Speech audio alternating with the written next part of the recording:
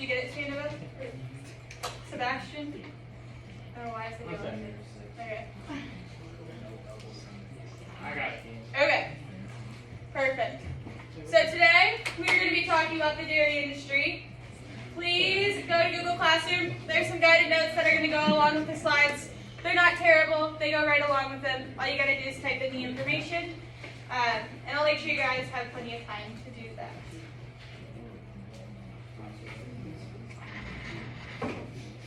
So, today we are going to be talking about the dairy industry. For those of you that don't know, I live on a dairy farm just down the road from here.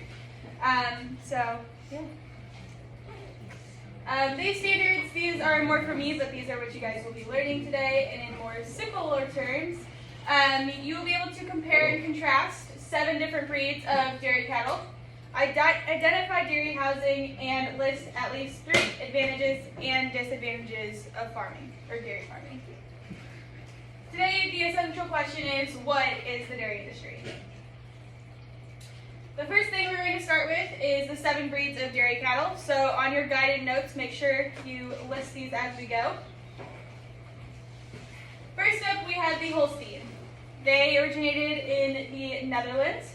They were brought to America with a Dutch settler in 1631 on a ship. This breed is the most common of the dairy breeds. They're black and white. These are probably the ones that you see the most at fairs or just driving around. This is one of the breeds of dairy cattle that my family raises. They are known for their high milk production. And just like snowflakes, all these little white and black spots on them, not a single one of them is exactly alike. So, kind of cool to see.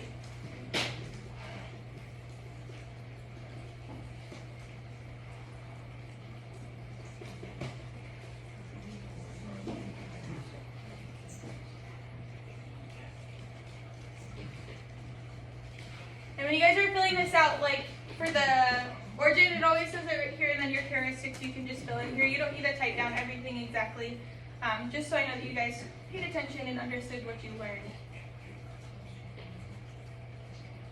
You guys get it? Yeah. Okay.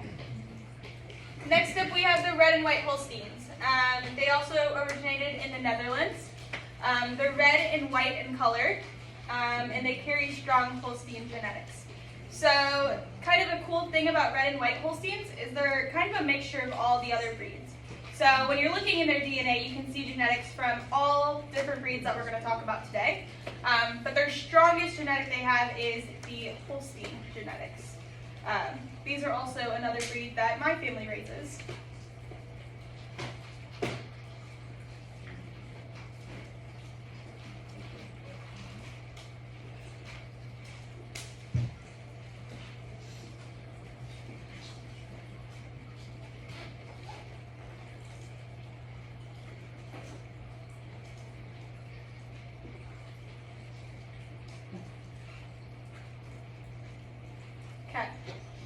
Next up, we have Ayrshires.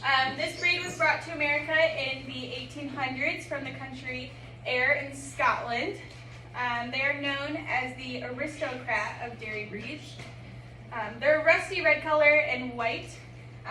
They adapt easily to their environment. So, since these are the most adaptable dairy breeds, they're the most spread out all across the world.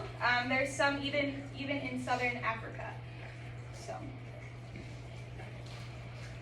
These guys, they kind of look a lot like red and white Holsteins. They just kind of have a deeper, more rustic red than they have.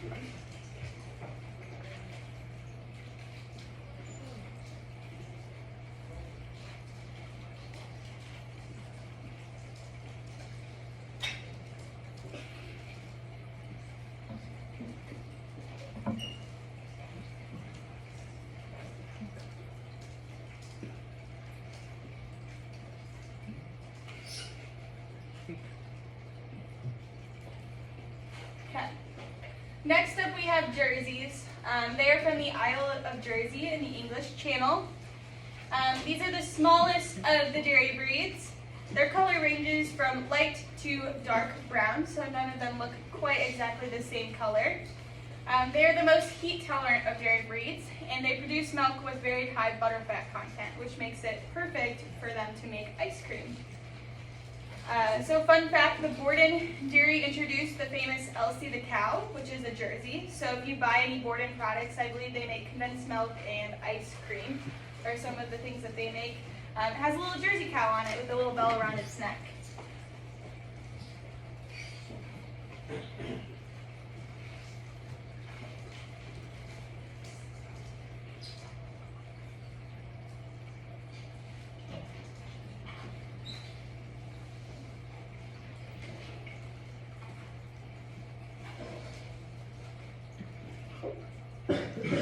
Alright, the next one, Guernseys. They were first raised by monks at the Isle of Guernsey in the English Channel, so kind of over by where our Jerseys were at. Guernsey cows can range from a fawn to golden in color and often has white legs and white areas on her underbody, so her stomach. They are known for their rich and golden color of milk. They were given the title Golden Guernsey. Their milk color is due to high levels of beta-carotene, which is a source of vitamin A in milk. There is 9 different nutrients in milk, and vitamin A is one of them. Another big one is calcium or vitamin D.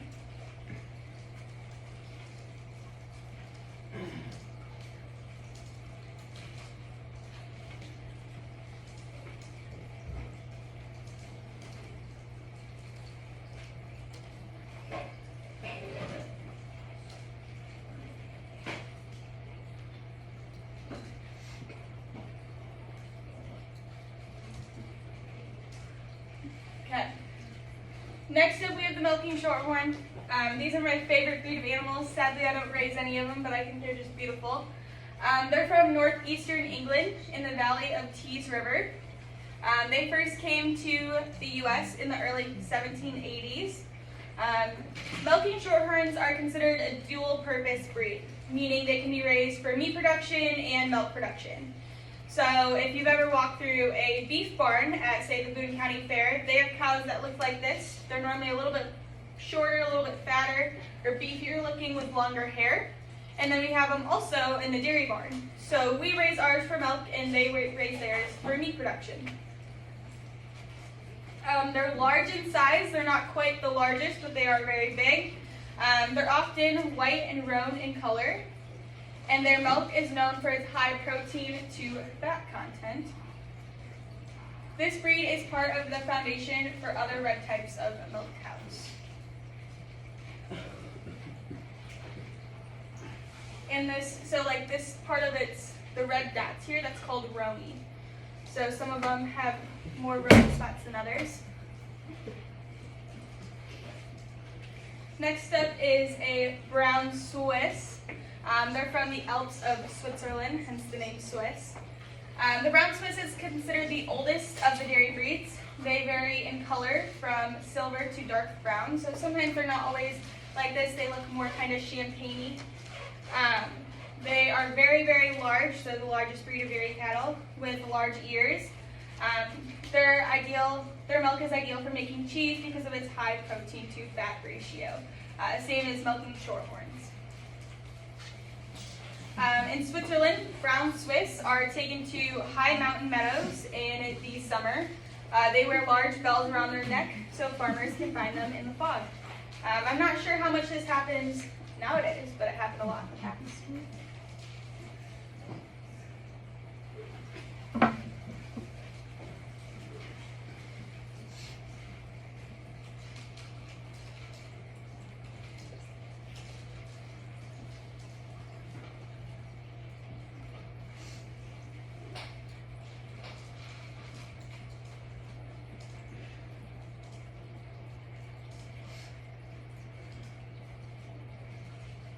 Okay, next up we're going to talk about dairy housing. I'm going to talk about 3 different facilities, the first being tie stalls. So in tie stalls, the cattle get greater interactions with the dairy farmer. They're ideal for a smaller herd with 100 or fewer. Some people use tie stalls and they have 250 head or so. And they just have two different sets of ways that go through the barn. So normally they have like a barn A and barn B, or barn 1 and barn 2, because they don't make tie stalls big enough to hold 250 head of cattle. My family farm, we have a tie stall and we mark about 78 head. Good ventilation is very important for the health of the herd, especially when they're tied up and standing there. Feed and water is available at every stall, so while they're milking, they're able to have a snack while they're eating. And they're bedded with straw or shavings.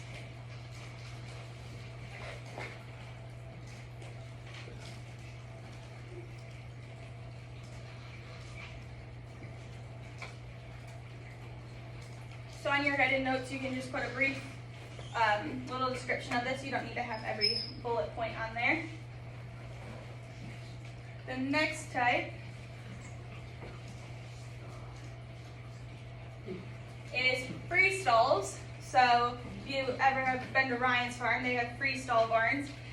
The cows are not restrained to one spot. Feed and water is not provided at all stalls. At some farms, some of them have feed bunks that go down the middle of them that have their TMR mixed in there. Normally they have big waters on the ends or in between the alleys where they can get their water. They're mainly bedded with sand.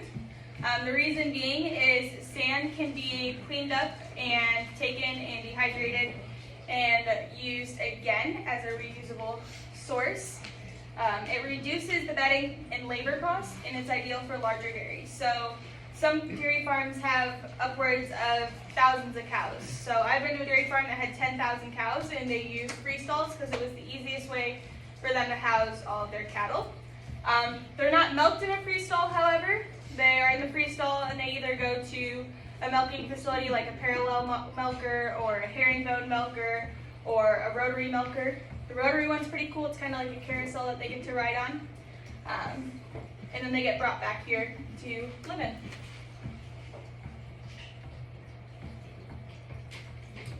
All right, the last one we're going to talk about today is the bedded pack barns. So this one is a loose housing system. It's a low cost alternative for farmers. It's basically just a ginormous shop or barn that is put with a bunch of bedding down that's packed nice and high so it's comfy for them to lay on. It's a concrete feed alley, so they have these resting areas, and then over here somewhere, if the photo expanded, you would see an alley for them to put their food in. The farmers will come by with either a feed mixer, or some of them just use skid steers to put it down, and they put their feed in. It requires careful management to ensure the cows remain healthy. So all of these cows in here together, disease can spread quickly and fast, so it's important to make sure that their bedding's clean and that their waters are cleaned out so that way they remain healthy.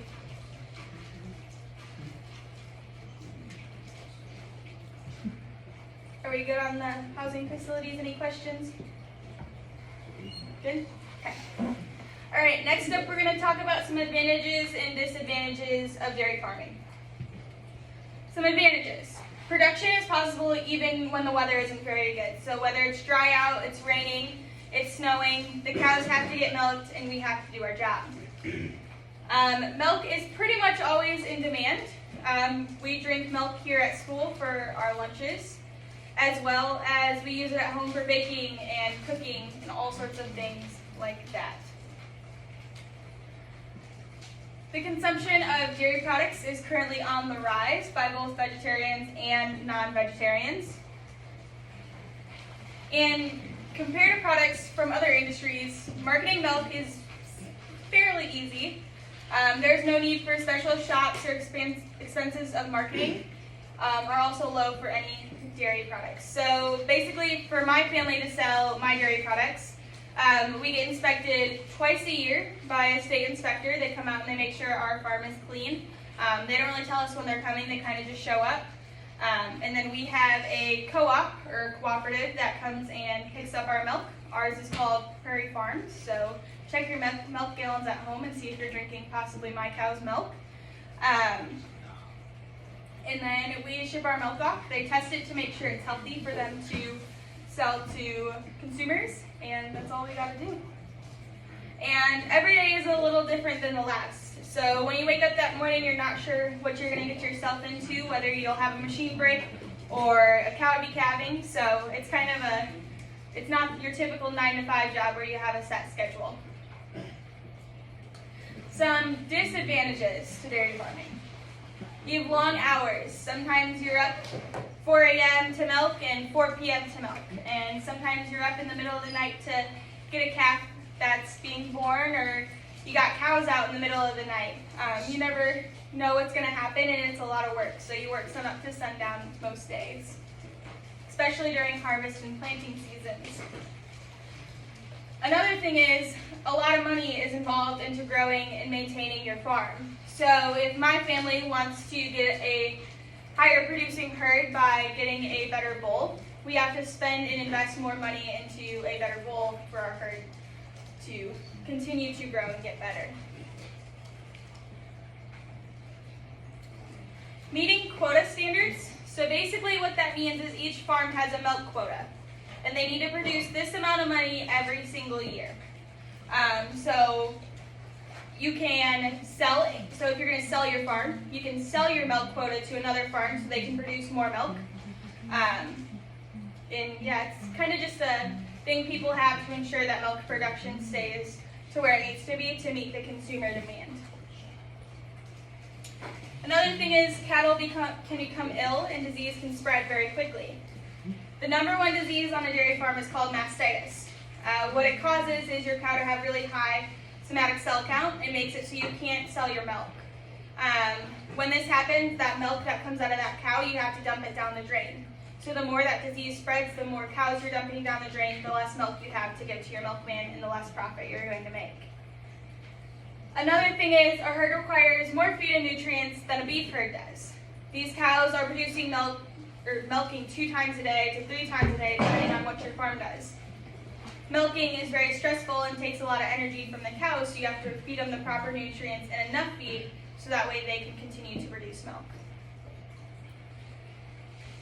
Another thing I would add was mental health in dairy farms is really, really, really poor right now, especially with it being planting season and then harvest season comes along. These farmers are faced with problems like their machines breaking or a cow that's not doing well or disease spreading. There's a lot that can go wrong really, really fast. So sometimes it's just a struggle of trying to keep all that in order and making sure that you have enough management to keep everything on track. Now we are going to watch a farm tour. This is a farm in Iowa, and they just tell us a little bit about their facility and what they do. There is questions on the bottom of your guided notes sheet that we will go over as soon as the video is over. It's a pretty short video.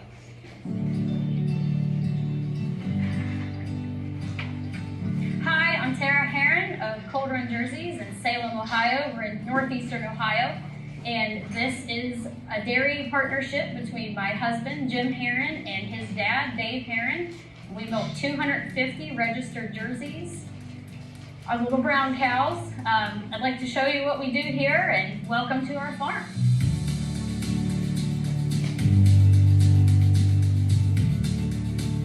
So this is a free stall barn, and this is where our cows live. A free stall is where the cows can just get up and roam freely from where they're laying down at. It's bedded with sawdust. It gets bedded every day on our farm. We have cow brushes for them to relax and get their backs brushed, and they rest like 12 to 15 hours a day. And when they're resting, that's a good thing. They're making lots of milk. They're happy and they're content. In the summer, we open up all of our curtains to let all the air come through, and then we have fans for the cows over top of the feed alley. Cows run really hot. They run like over 100 degrees in body temperature. So when you get all of your curtains closed and all these cows are in here, it gets pretty warm. And they stay pretty happy and toasty in the wintertime. We want to make sure that what they're eating and drinking makes good milk. We feed the cows a total mixed ration. You can basically call it a cow casserole. We take all these ingredients and we blend it. We have hay, we have corn. To balance it out, we have a mineral and vitamin mix that our nutritionists came up with to help get the cows everything they need. Our cows eat around 100 pounds a day, and they drink up to 30 to 40 gallons a day. about a bathtub full of water. We clean the manure out of here every day, twice a day. It goes to a drain over here, and it pumps out to our lagoon. Our lagoon stores our manure, and we pump that out and spread on our fields as fertilizer when the time's right for it to be recycled. The land, air, and water on our farm are important because I drink the water, I breathe this air, I live here, and my daughters are here, and I care about everybody on the farm as much as I care about my cows and my community. Here we are at our calf hutches. When a cow has a calf, we bring the calf over here for her safety and health and wellness to start here in this hutch. We vaccinate her, and we can immediately keep our eye on how she's developing and growing. After the calf leaves the hutch, she comes into this barn. This is a heifer barn. This is from birth to 2 years of age. They're considered a heifer. We try to keep them together with other heifers the same age so they can progress socially with their age group. This is our parlor. The cows come in here every day, twice a day at 4 a.m. and 4 p.m. When the cows come in the parlor, we come down with a solution of iodine and clean the teat end off, and that stimulates their milk production. And then we turn the system on, and we attach one at a time. And when that's running, it only takes about 5 minutes or less for our cows to get their milk out. There's a sensor down here that tells us the cow flow has stopped on that milk. It lifts right off of her. And then we go through after she's done with another cleaning solution. Our cows also wear these. These are transponders. It's like a cow Fitbit. It goes around her leg, and we have a reader, and it'll read the cow's number up top, and it'll store her weight. It shows us how much she's milked and how much time she takes to milk that. All of this information and data from the parlor feeds over to our office, and we can access all of that through our computer. When the milk leaves the cows, it gets pumped over through these lines into the milk house. Milk is at the cow's body temperature, so we're trying to cool that down as fast as possible so we preserve its quality and freshness.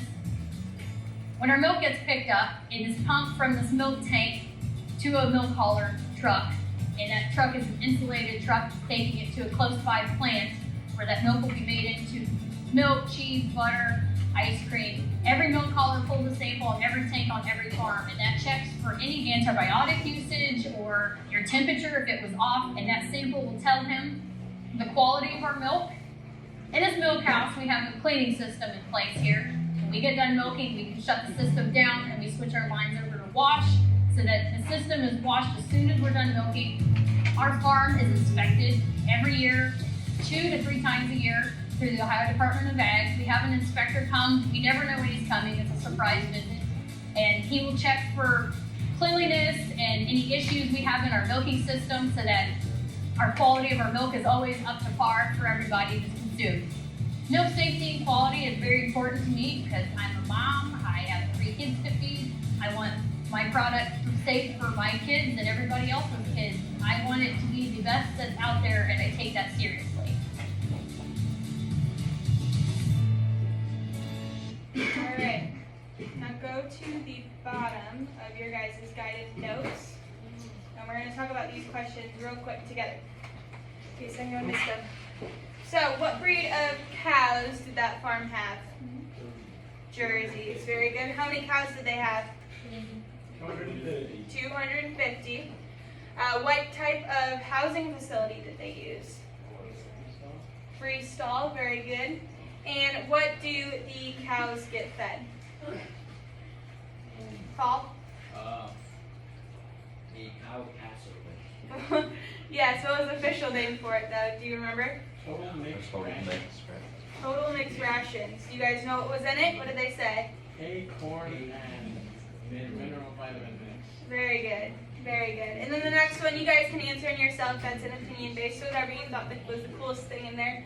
I think the brushes are pretty cool. I want to get those on my farm. But that's all I have for you guys today. Tomorrow we will play a look it to see how you guys did today, and maybe there'll be a prize. We'll have to wait and see.